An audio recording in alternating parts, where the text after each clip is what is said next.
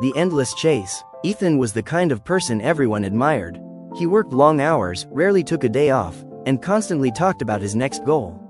When he bought his first car, he immediately wanted a newer one. When he received a raise, he started thinking about the next promotion. His small apartment seemed perfect until he saw a friend's larger home. Every achievement brought excitement, but the excitement never lasted. Within weeks, he was chasing something else.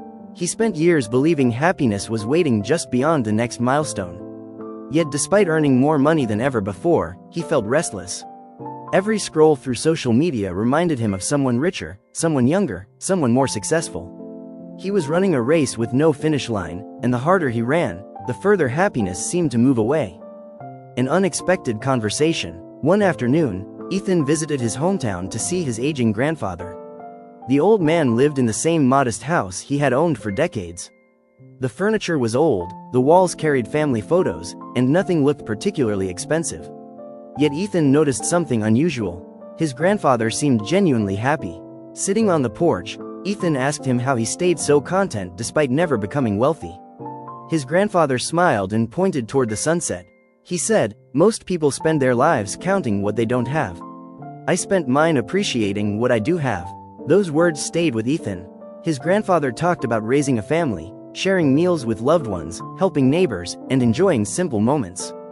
He explained that gratitude was like a muscle. The more you use it, the stronger it becomes. Ethan drove home that night thinking about a possibility he had never seriously considered. Maybe happiness wasn't something to chase. Maybe it was something to notice. Learning to appreciate the present. The following weeks brought small changes. Ethan began keeping a gratitude journal. Every morning, he wrote down 3 things he appreciated. At first, the entries seemed ordinary: a warm bed, good health, a steady job. But over time, he started seeing life differently. He noticed the laughter of friends, the comfort of familiar routines, and the freedom that came from having enough. He stopped comparing himself to people online and focused more on his own journey. Surprisingly, his stress began to fade. He still worked hard and pursued goals, but he no longer believed his happiness depended on reaching them. For the first time in years, he enjoyed where he was instead of obsessing over where he wasn't. The future still mattered, but the present finally had value too. The wealth he never saw. Months later, Ethan realized he had been wealthy all along. Not wealthy in the way magazines describe wealth, but wealthy in ways that mattered. He had supportive family members who cared about him. He had friends who would answer his phone calls. He had opportunities many people around the world could only dream about. He had food on the table, a roof over his head, and the ability to build a better future. These blessings had always been there, but he had ignored them while focusing on what was missing. The more gratitude he practiced, the richer he felt. Ironically, he became more successful professionally as well because he made better decisions from a place of confidence rather than desperation. Contentment didn't make him less ambitious, it made him more balanced. The real secret to happiness. Years later, Ethan often shared his story with younger people. Many of them believed happiness would arrive after they made more money, bought a bigger house, or achieved some future goal. Ethan understood because he had once believed the same thing.